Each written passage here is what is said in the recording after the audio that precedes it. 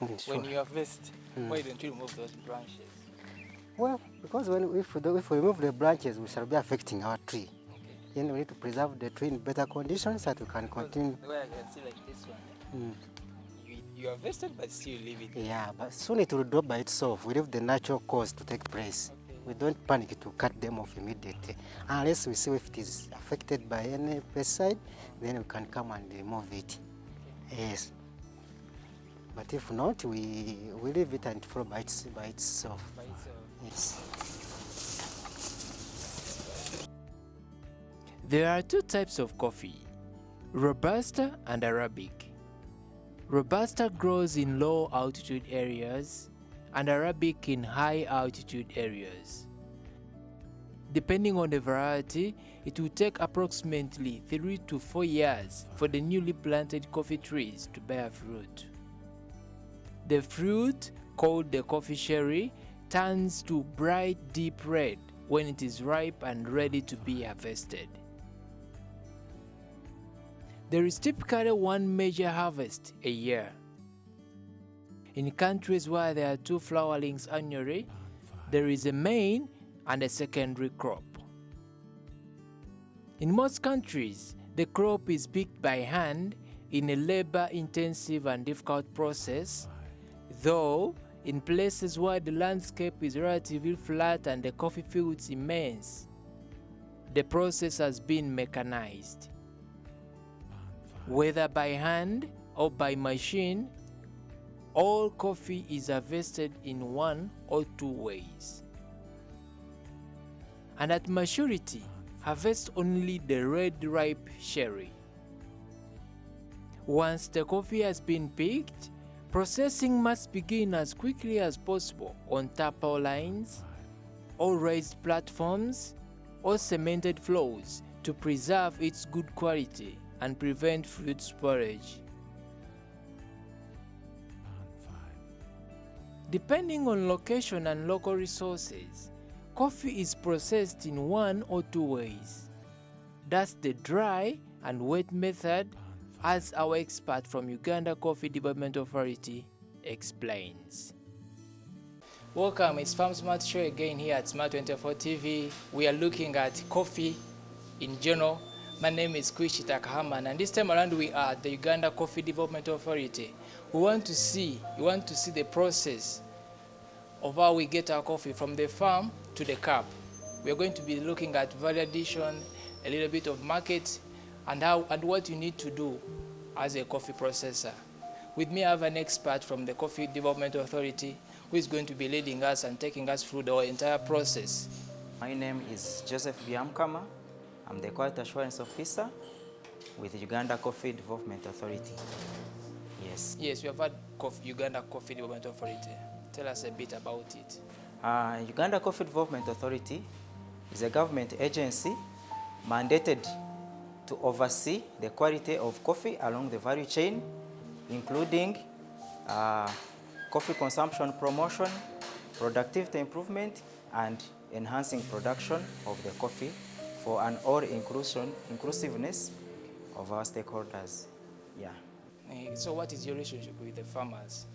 I must say our relationship with farmers is very, very strong because we know this crop, the coffee we are talking about, the farmers are the producers of this crop that we are talking about. So we work hand in hand with them. They hand over this crop to us, and then we take on from there. So farmers are part of our key stakeholders when it comes to the coffee subsector. Yes, so all of you out there would like to know. So take us through the process from the seed to processing. Take us through. Thank you so much. What I'm going to demonstrate for us here is the secondary coffee processing, basically. So like I said, this coffee is handed to us from the farmer in this form. As you can see, the red ripe cherries, it's what we encourage them to harvest. Because it is this that gives us the coffee that we really desire in a cup. Okay? So, after harvesting the coffee, we have 2 processing methods. There is the natural and then the washed. So the nacho is where you dry your coffee on the direct sunlight or using solar dryers. From these coffee cherries to what we call dry coffee cherries, what other people call chiboko. There's also another method where the freshly harvested red cherries are pulped to give what we call parchment. Now this is the washing method where we ferment the coffee. This would be the dry or the natural coffee processing method. So we all know that quality in is actually the same as quality out. So if you don't have good quality beans or cherries coming into the system, you don't expect to get a very good quality product which is value added for consumption. So like I said, we make sure that what the farmer harvests is at least 90% red ripe cherries in this color or in this form. So after drying that coffee for 5 to almost like a week, we get what we call the dry coffee cherries, which we call the chiboko. So after this, now this coffee, the cherries are taken to a primary hulling station. We have very many across the country, and I should mention that coffee is grown in a bigger part of this country. Now, because we have Robusta and Arabica, basically, Arabica tends to grow in mountainous or hilly areas, higher altitudes. So when I talk of higher altitudes, we are talking of areas like Mount Rwenzori. Of course, the Rwenzori region, it includes over the 10 districts of Rwenzori. You talk of Mount Elgon, Kugiso sub-region. You talk of Paida in the West Nile. You talk of some parts of Rukunjiri and southwestern parts of Kabare and Kisoro. Uganda is the birthplace for Robusta coffee, and around 70% of our coffee that we produce and export is Robusta. Then the other 30% is what is Arabica. Yes, so Robusta, for it grows on lower altitudes. Talk of areas like central region here, talk of southwestern districts, talk of western area, side of Mubende, Kasanda, all that is Robusta. Talk of Busoga sub-region, that is all Robusta. Yes. So, after harvesting our coffee cherries from the farm, we are going to first describe the natural or the dry processing method, where I dry this coffee on a raised floor or a platform or on a tarpaulin. We don't want this coffee to make ground with the soil because it is going to be tainted and then it affects the quality of the coffee. Because our mandate is to oversee and promote the quality of coffee along the value chain. So we encourage our farmers and we really encourage them to dry the coffee on either a raised platform or a tarpaulin such that it does not get into direct contact with the soil. Because as we are going to see, when you dry it, let's say on the soil, or if you do any other malpractice, it will report you. The coffee reports you. It tells me what actually happened to it while it was being handled along the value chain. So I dry my red cherries into what we call chiboko, the dry coffee cherries. After drying these, you take them to a primary hulling station. We have very many of them across the country, and they are operated by the private sector. Milling the beans before being exported, they go through processes like hulling machinery, which removes the parchment layer or endocap from wet processed coffee. Polishing, which is an optional process where any silver skin that remains on the beans after hulling is removed by machine. When he hulls, or whoever hulls that coffee at the station, it gives us what we call fair average quality. Some people call it clean, others call it cassé. But for us, in our technical terms, we call it fair average quality. It is fair average quality because it is coffee of different sizes. It is coffee with still some bit of the defects, which we shall remove as we proceed along the value chain. Because now, as we are talking, this is at the primary processing level.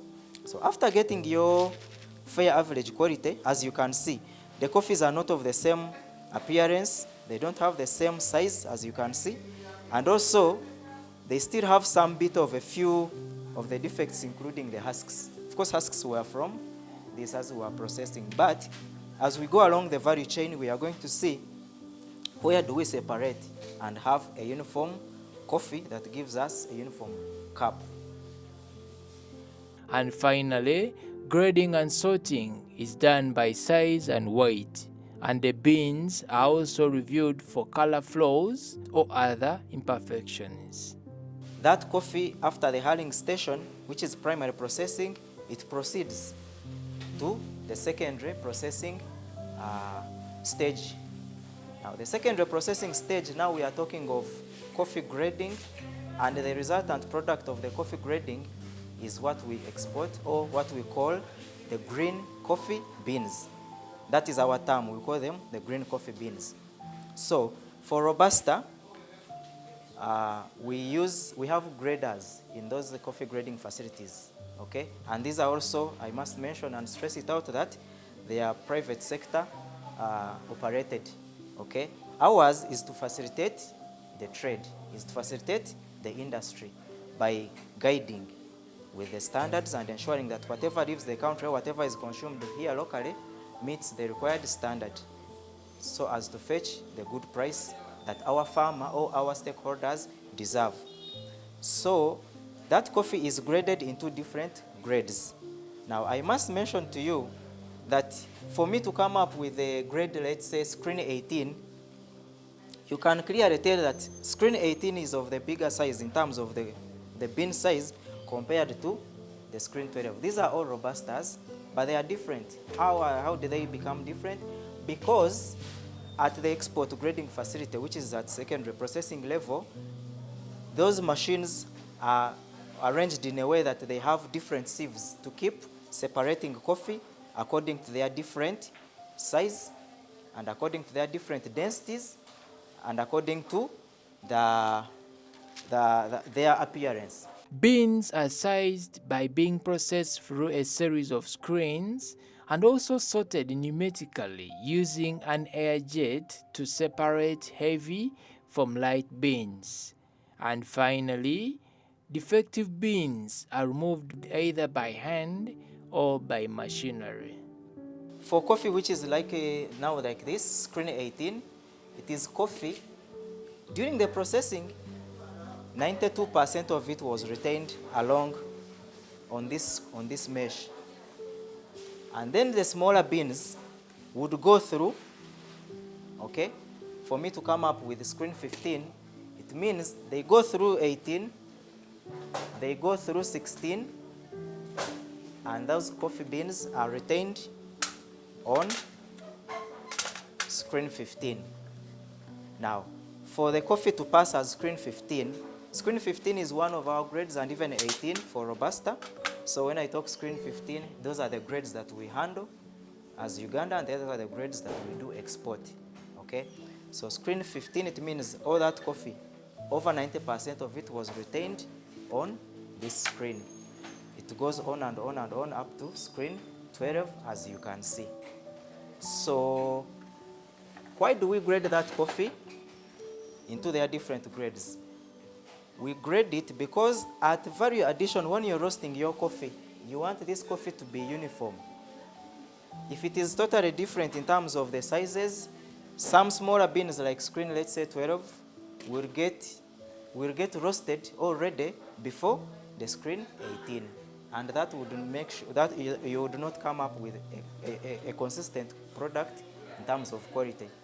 And besides that, we also look at the markets. What do the markets want?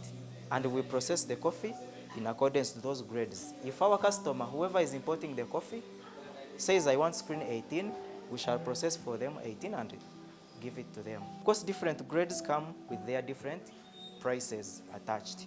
For instance, a screen 18 is of superior quality compared to screen 15, compared to screen 12.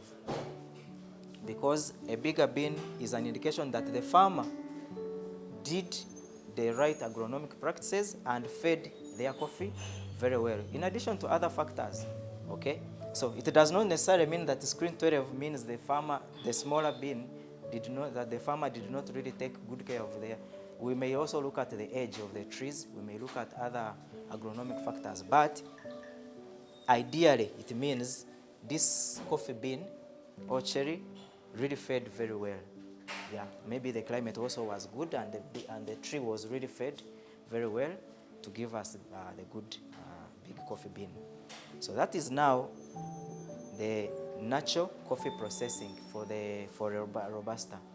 But still with the Robusta, we also do the washed, what we call the washed processing, or the wet processing, where I said after harvesting this, our farmers there have what we call small machines. They are called pulpers, okay? Or pulping stations or washing stations for other companies. So this coffee, instead of drying it, unlike this where we dry it on the direct sunlight or using a solar dryer, this we pulp it and remove this, the top cover, this red cherry, the coating, and we get what we call parchment. But we get parchment after we first keep it in an enclosed vessel for at most 72 hours. Now, fermenting coffee, you're not making alcohol per se, but you're allowing this coffee, because this coffee, it has some sugars. When you remove this, okay, it has some sugars. So these sugars, you are allowing them time to ferment and give you the desirable attributes in your coffee. And even when it comes to the acidity, as we are going to see moving forward. So after 72 hours, we wash that coffee, okay, at a washing station, and dry it also the same way we dry this. On a raised platform, you don't want this coffee to get in touch with the ground. We don't want it to be overheated, because it will develop what we call ochratoxin A, which is not good in our coffee. It poses a food safety threat. And after this, we mill the coffee. Now that is for wet processing. We mill and we remove the parchment and get what we call now the green coffee beans, like this. Which coffee for Robusta is this? Okay, so we will do wash our Robusta, and even we have naturally processed Robusta, the same way we have naturally processed Arabica and also wet processed Arabica coffees.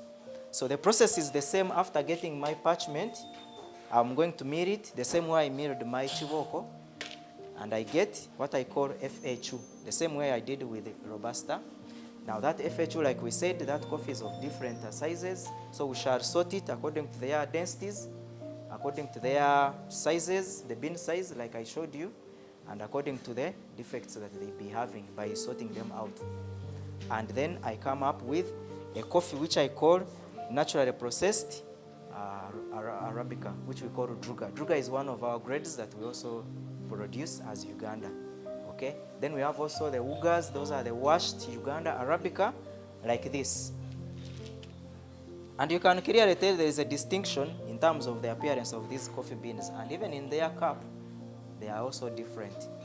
But because, yes, in the size, even in the appearance, but for us, as a producing country, as a coffee growing region, we produce what our farmers, what our buyers need. But also, it's not about producing what they need. We also go ahead and make sure we create markets for our produce that we give, that we produce as a country. The two different, even if it is only Arabica, if it is naturally processed and the one which is washed or wet processed, when you test, as you're going to see along the value chain, at the tail end of the value chain for consumption, those coffees, you can easily tell it's Arabica, but they have their distinctive kind of attributes. And actually, those are the attributes that the buyer, that the customer, or the consumer is looking out for. So for us, we listen to them and know what they want. Then we come this side and we process. There is a customer who will tell you that Robusta is my best. I will just give an example. For instance, the Arab world. Robusta is their coffee, okay? When you go to maybe Europe, the Western world, for them it could be, they are asking for Robusta. So for us, all this coffee is the best, depending on what you're looking out for. And for us, we are honest. We tell you exactly what are the attributes in this coffee. Are you looking out for coffees from Uganda that are nutty, that have a chocolate taste? Okay, look no further than Robusta. Are you looking for coffees that have the spices? Are you looking for the coffee that has the dried tropical fruit notes? Are you looking for coffee with lemon acidity? Look no further than washed Uganda Arabica coffee. So for us, we listen from what the client is saying, and then we say, this is the coffee for you. Given also the amount of money, the price that you have for the coffee. Yes, sir. The milled beans, now referred to as green coffee, are loaded onto ships in either jute or sisal bags loaded in shipping containers or bulk shipped inside plastic-lined containers. So after here, this coffee in their different grades, okay, and that's how actually this coffee is marketed, okay, to whoever is going to buy or to the importing countries. So this coffee is now going to be bagged in what we call gunny bags. Now, we need to stress out that this coffee, it's a beverage, it's a food. So the way we handle it is the same way we handle any other food. So we follow the good hygienic code of conduct, ensuring that food safety requirements are in place to ensure and guarantee the quality and also the safety of the product. So this coffee is packaged in what we call gunny bags. Those gunny bags are also food grade. They are regarded as safe, and also they are food grade category. If we don't use gunny bags, there are also PP bags they use for the bulk liners when the coffee is being stuffed in the container. It is also food grade. And it is this coffee, any grade, that is now shipped to the country of destination.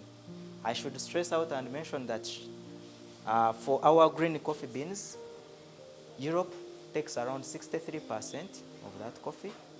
But also in Africa, most of our Robustas, also Sudan, northern the Khartoum, Sudan, buys our coffee. Yeah, but also we export all our coffee all over the world, including our neighbors. They buy coffee, we export. For us, if you give us a price, we export to you. After coffee has been now processed into the various grades, screen 12, 15, and 18 for Robusta, or even washed Robusta, now this coffee, we are at the tail end. For Arabica, of course, these are the different grades: the honey processed, the washed Uganda Arabica, grade A. All these coffees, we don't mix them. I need to stress that out. These coffees are also sold to the buyer in a single grade. We can't mix them up. That would be adulteration. And according to our National Coffee Act, the one of 2021, prohibits, actually it's an offense to find someone mixing the two coffees, Robusta and Arabica. It is adulteration. So, but the buyer out there who's going to roast that coffee, he knows the recipes he's going to make for his customers. Because we know in business, customer is the boss, the client is the boss. So if he says, I want a blend, the other buyer who's across the country will say, maybe I need to get, let's say, maybe 45% of my screen 18, and I also add maybe like 20% of the honey processed coffee. That is his to do. Yes, but for us, we export it the way it is. So after that coffee, now we are done with the secondary level of coffee processing. So we would hand over now to another level of processing, which we call tertiary. So if I'm to recap, our farmer hands over to what we call the primary. That is where we are hurrying to get the casse or the FAQ. Now that casse or FAQ is passed on to another level, which we call secondary processing level, where we are grading coffee in accordance with their different grades, exportable grades. And after that, after me I've achieved this, I bag this coffee into their different packaging materials, and it's handed over to the next level of processing, which we call tertiary. Now tertiary is the one where we do the roasting. And I should stress this out, that value addition starts from the farm. The same way we have an old adage that goes quality in, quality out, garbage in, garbage out. You would not expect to get a quality coffee from this when the coffee is coming from the farm are not of good quality, when the coffees have been mishandled, when the coffees have been heaped while drying. So the next step would be the tertiary processing level, which is roasting of the coffee to get our roasted coffee beans.